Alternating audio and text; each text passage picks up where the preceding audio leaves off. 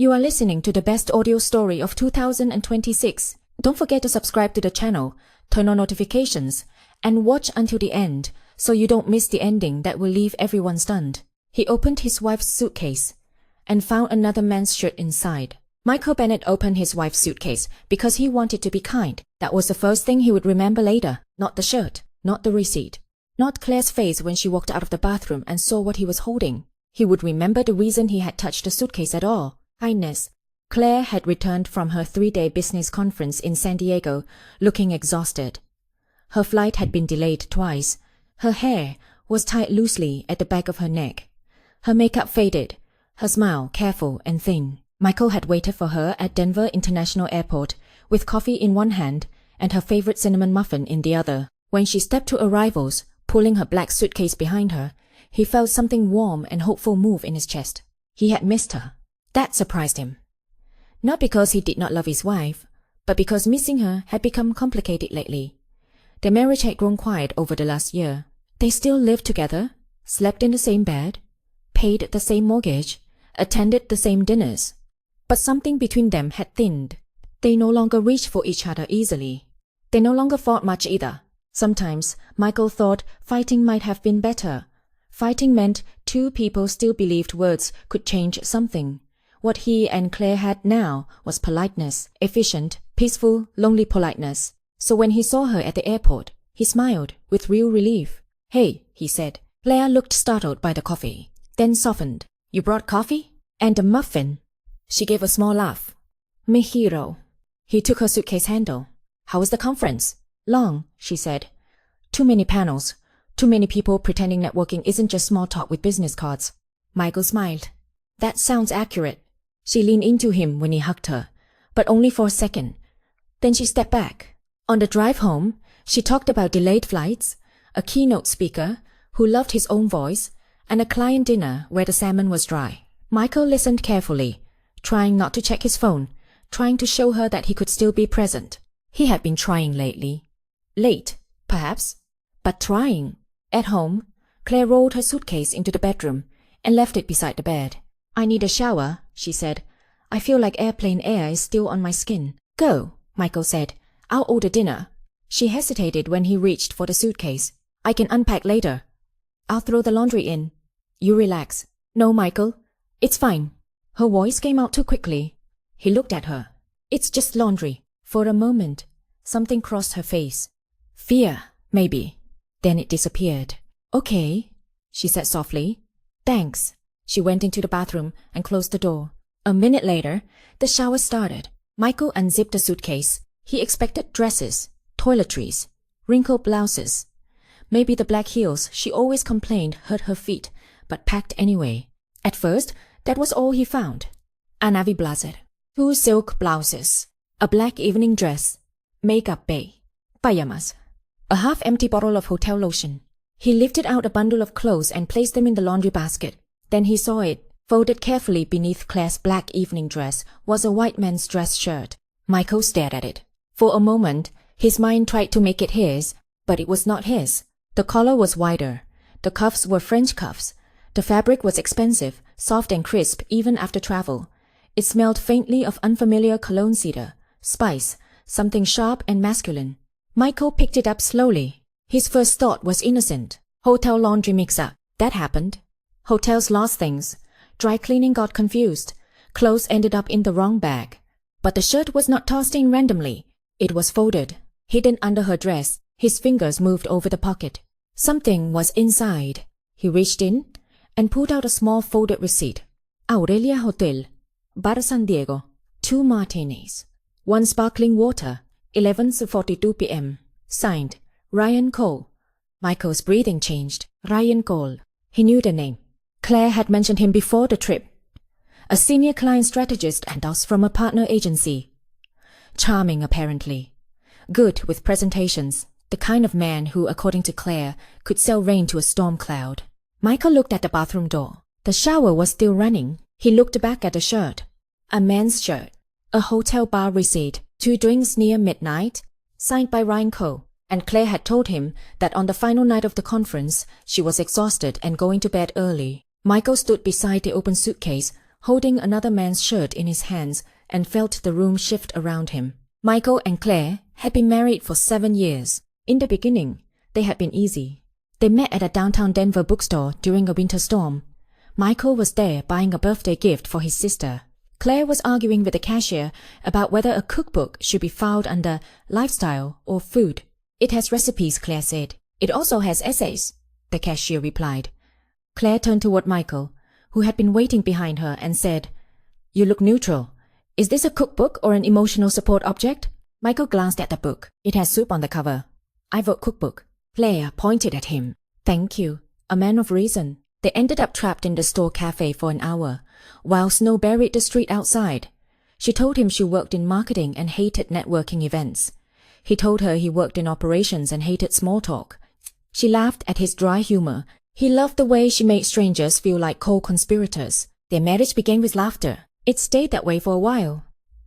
They bought a house outside Denver with a narrow backyard and kitchen cabinets Claire swore she would replace. Michael painted the guest room the wrong shade of green, and Claire insisted they keep it because ugly colors build character. They hosted friends, burned dinners, took long weekend drives, and built routines that felt like love because they were full of attention. Then, routines became responsibilities. Michael's job grew heavier after a promotion. He managed regional supply chains for a medical equipment company, which sounded boring until something went wrong. Something always went wrong. He worked long hours, answered late calls, traveled when necessary, and convinced himself that exhaustion was temporary. Claire's career grew too. She handled high-value client strategy for a marketing firm and began traveling for conferences, brand launches, and campaigns. She was good at her work. Too good, clients loved her. Her boss leaned on her. Her phone was never far from her hand. They became two successful people with calendars instead of conversations. One night, months before San Diego, Claire stood in the kitchen doorway while Michael worked on his laptop. "Do you ever feel like we are becoming a very polite business arrangement?" she asked. Michael looked up. "What?" She smiled sadly. "Never mind." "No, what do you mean?" "I mean, we schedule groceries better than we schedule each other." He sighed. "Claire, I'm trying." "I know. So what do you want me to say?" She looked at him for a long moment. "I don't want you to say the correct thing. I want you to care long enough to ask the next question." Michael closed his laptop halfway. But his phone rang. "Work." He looked at the screen. Claire saw the movement. "Answer it," she said. "I can call them back." "No," she said quietly. "You already left." Then she walked away. Michael remembered that moment now, standing beside the suitcase. He had not been a perfect husband. He had been absent, distracted, too practical, too willing to mistake a quiet marriage for a stable one. But none of that explained the shirt. Not enough. The bathroom door opened. Claire stepped out in a robe, rubbing her wet hair with a towel. She stopped when she saw him. Michael was still standing beside the suitcase, the white shirt hanging from his hand. Her face went pale before he spoke. That was the second piece of evidence. Not the shirt. Her face. "Claire," he said quietly, "whose shirt is this?" She stared at it.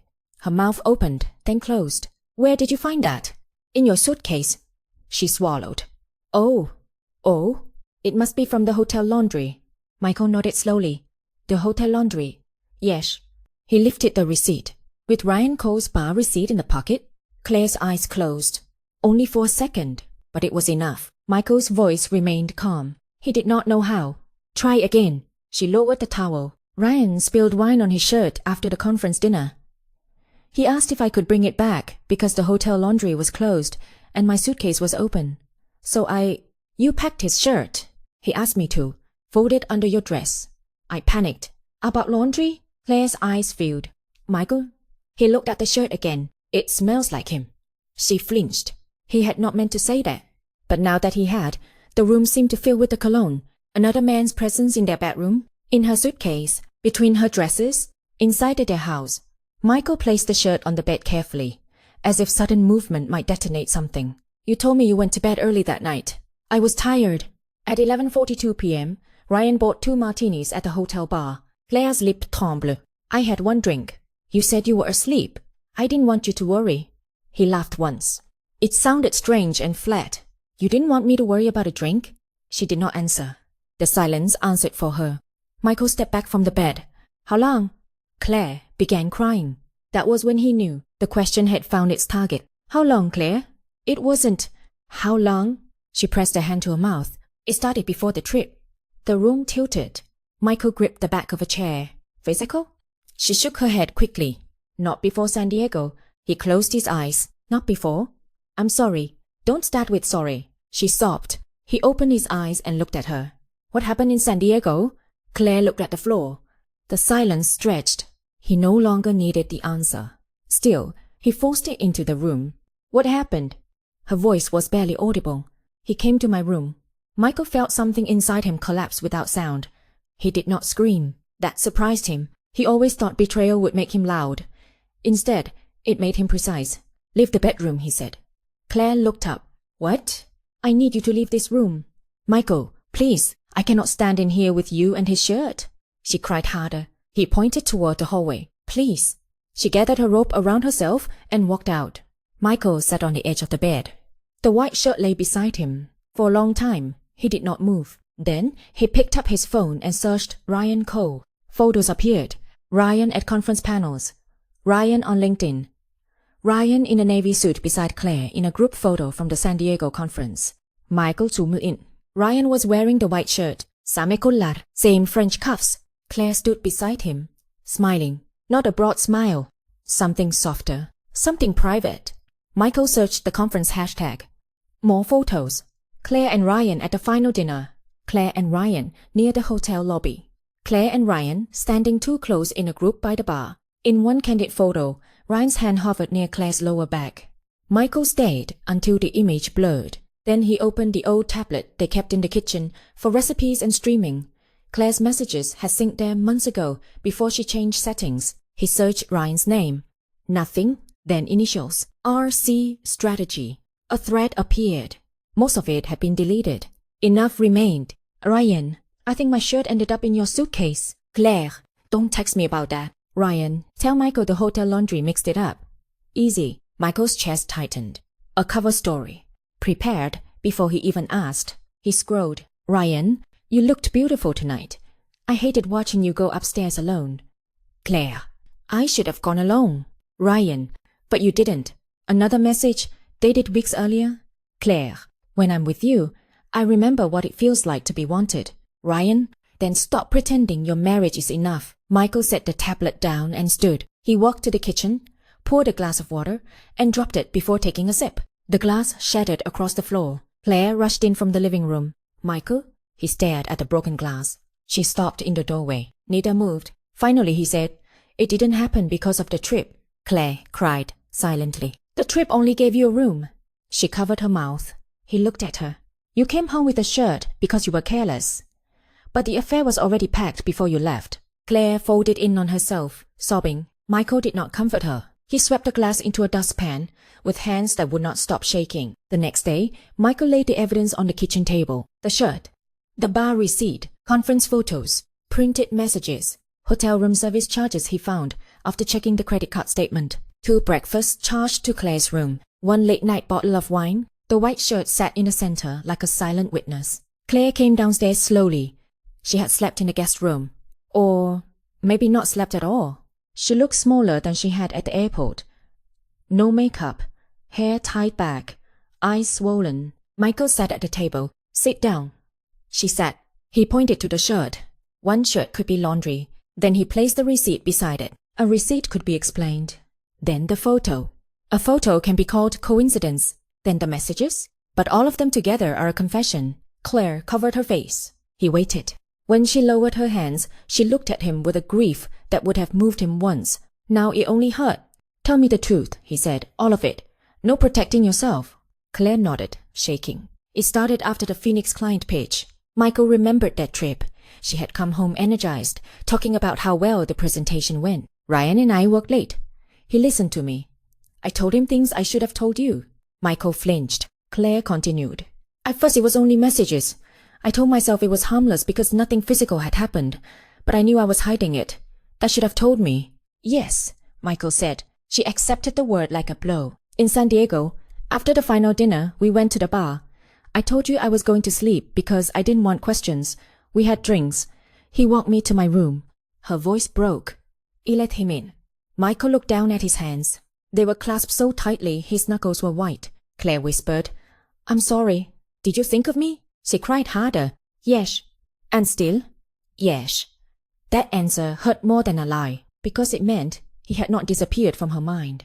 He had been present, and she crossed the line anyway. Michael looked at the shirt. "I opened your suitcase expecting dirty clothes," he said. "I found the truth you forgot to hide." Claire bowed her head.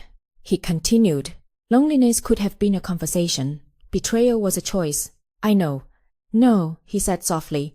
"You know you're caught. Understanding comes later." She looked up. "Can we go to counseling?"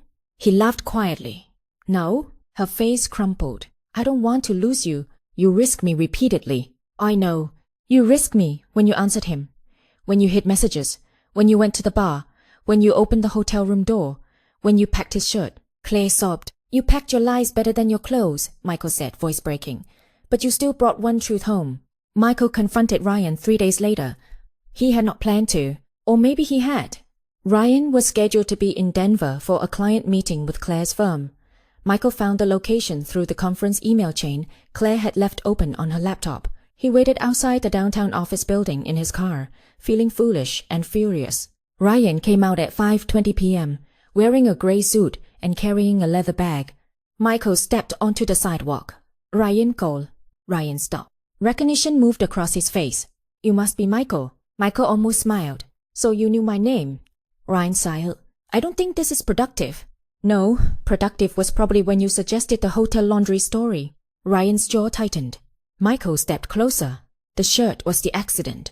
The betrayal was not. Ryan looked away. "She told you?" "The shirt did." Ryan's face flickered with irritation. Claire was unhappy. Michael nodded. "She was." "You weren't there for her." "Not enough," Michael said. Ryan seemed surprised by the admission. Michael continued. "But an unhappy marriage needed honesty. You offered her a hotel room and called it understanding." Ryan's expression hardened. "She came willingly." "Yes," Michael said. "That is why I'm divorcing her, not fighting you in the street." Ryan said nothing. Michael's voice lowered. "You looked me in the eye in San Diego photos. You stood beside my wife wearing that shirt, knowing what you wanted from her. Then you joked about how she should lie when the shirt ended up in her suitcase." Ryan's face flushed. "People make mistakes." Michael shook his head. "No. People make choices, then call them mistakes when the consequences arrive." For once, Ryan had nothing smooth to say. Michael stepped back. "I came here because I wanted to see if you were worth hating." Ryan looked at him. Michael gave a tired smile. "You're not." Then he turned and walked away. His hands shook when he got into the car. But he felt cleaner for leaving, without giving Ryan the spectacle of his rage. Claire moved out the following week. She stayed with her sister at first. Michael helped carry one suitcase to her car. Not the black suitcase. That one remained in the garage, because neither of them could look at it. Claire stood in the driveway, eyes red. "I ended it with Ryan." Michael nodded. "Did he end it first?" Her silence answered. Ryan, it seemed, had loved the conference version of Claire. The secret version.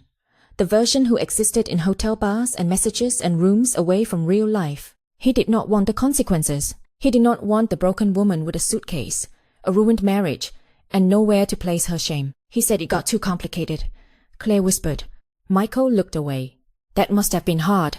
She stared at him. "You mean that? I can be sorry you were hurt without forgetting you hurt me," she cried then. He almost reached for her.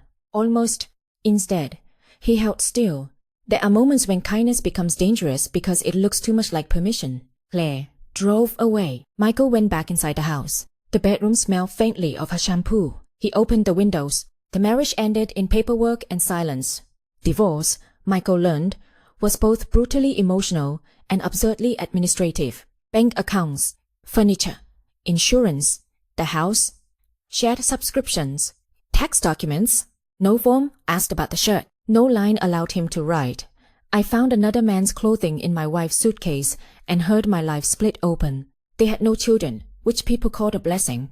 Michael hated that phrase. It may have simplified logistics, but it did not simplify grief. Claire wrote him a letter 6 weeks after she left. He almost threw it away, then read it alone at the kitchen table. "Michael, I packed my lies better than my clothes, but I still brought one truth home. That shirt became the proof I could not erase, but the betrayal existed before you found it. I know that now. Ryan made me feel wanted when I felt invisible, but that does not excuse what I did. I should have told you how lonely I was. I should have asked for counseling. I should have left before I lied. Instead, I chose secrecy because it felt easier than honesty and more exciting than repair. I am sorry for making you discover what I should have had the courage to confess. Michael read the letter twice. It was honest. That made it painful in a different way. He folded it and placed it in a drawer with a receipt and printed messages. He did not keep the shirt. For several weeks, it remained in a sealed bag in the garage. Then one morning, before trash pickup, Michael carried it outside and dropped it into the bin. It was only fabric, but it had become a body in the room. He did not want it in his house anymore. Therapy helped Michael untangle guilt from grief. At first, he resisted going. He was not the therapy type, he told himself. Then he realized, not the therapy type often meant the type who suffered quietly until suffering became personality. So he went. His therapist, Dr. Lane, was calm and direct. What do you blame yourself for? She asked in their third session. Michael stared at the floor. Being absent. What else? Working too much. What else? Not noticing. What else? He swallowed, making her feel invisible. Dr. Lane nodded. Those are things worth examining. Michael looked up. But they are not the same thing as causing her affair. He leaned back. It feels connected. It may be connected to the emotional climate of the marriage, Dr. Lane said. But connection is not excuse. Claire still made choices. Michael closed his eyes. Choices. Message. Bar. Hotel room. Shirt. Lie. Dr. Lane continued. You can take responsibility for the ways you failed the marriage without taking responsibility for her betrayal. That sentence became important. Michael had been imperfect. He had been emotionally absent. He had missed signals. He had postponed conversations that mattered.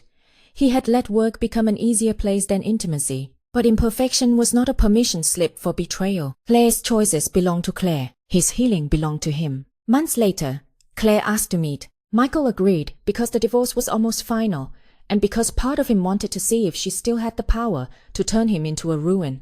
They met at a quiet park. No restaurants, no old memories, no tables where they had once celebrated anniversaries. Claire looked tired, but steadier. She wore a simple coat and no wedding ring. I'm in therapy, she said. Good. I ended everything with Ryan. You told me. I wanted you to know it stayed ended. Michael nodded. She looked at her hands. He wanted a secret version of me, not the real consequences. Michael said nothing. Claire continued. I thought he made me feel alive, but I think I only felt hidden. Hidden felt exciting because I was too afraid to be honest. Michael looked at her. That sounds true. It is. A silence passed. Claire said. I was lonely. I know. You were absent. I know. But I chose betrayal. Michael nodded. Yes. She cried quietly. I am sorry. I believe you. Hope flickered across her face. He saw it and hated what had to come next. I believe your regret, he said. But regret does not rebuild trust by itself. She lowered her eyes. Is there any chance? Michael looked toward the walking path. A man jogged past with a golden retriever. A child dropped a mitten and ran back for it. Ordinary life continued, indifferent and kind. I may forgive you someday, he said. Claire's face trembled. But I cannot return to a marriage where Suitcase carried the truth before you did. She closed her eyes. He added, I opened your suitcase expecting dirty laundry. I found the man you tried to bring home without his name. Claire sobbed softly. I understand. No, he said, not cruelly. You accept it. Understanding belongs to the wounded person. They parted without touching. That felt right. The divorce finalized in spring. Michael sold the house later that year. He moved into a smaller townhouse with less closet space and more light. For a while, travel was difficult. Every suitcase looked like a warning. Every hotel bar in a movie made his stomach tighten. Every white dress shirt in a store window made him look away. Then time did what time does when a person works with it, instead of waiting for it to erase things. It softened the edges. It did not excuse. It did not forget. It softened. Michael began cooking again, badly at first. Then well enough to invite his sister over without apologizing for the food. He worked less. He learned to leave his laptop in another room. When someone he cared about was speaking, he did not date for a long time, not because he wanted to punish himself, because he wanted to become someone who did not carry suspicion like a second spine. One evening, nearly 2 years after San Diego, Michael packed a suitcase for a short work trip to Portland. He stood in his new bedroom, folding shirts into a small carry-on. White shirt, blue shirt, grey sweater. For a moment, the memory returned. Claire's black suitcase, the white shirt, the cologne, the receipt, her face. The ache was there, but it was not a blade anymore. It was a scar. He placed his shirts inside. Then he paused and laughed softly at himself. He checked the pockets. Empty. Of course. He zipped the suitcase. The sound felt final in a small, unexpected way. At the airport the next morning, Michael bought coffee near his gate. A woman in line ahead of him struggled with a rolling suitcase that had tipped sideways. He helped her set it upright. "Thank you," she said. "No problem." She smiled. He smiled back. Nothing happened. No dramatic new beginning. No promise from the universe. Just a small moment where he helped someone with a suitcase and did not think first of betrayal. That felt like progress. On the plane, Michael looked out the window as Denver shrank beneath clouds. He thought of Claire briefly, not with rage, not with longing, with a kind of distant sadness. She had been part of his life. She had hurt him deeply. Both were true. He hoped she became honest with herself. He hoped he did too. Some truths do not need words to confess. A shirt folded inside the wrong suitcase can carry the weight of every lie told before it. When betrayal follows someone home, it often arrives quietly hidden between clothes, smelling of another life, waiting for the person who trusted most to finally open the bag. Michael had opened the bag. He had found the truth. It had broken his marriage, but not his life. The shirt had revealed what Claire had already chosen. It had not defined what Michael would become afterward. He closed his eyes as the plane lifted higher. For the first time in a long time, travel felt like movement again. Not escape, not suspicion, just movement. A suitcase overhead. A quiet heart. A life continuing beyond the thing that once arrived, folded beneath another woman's dress.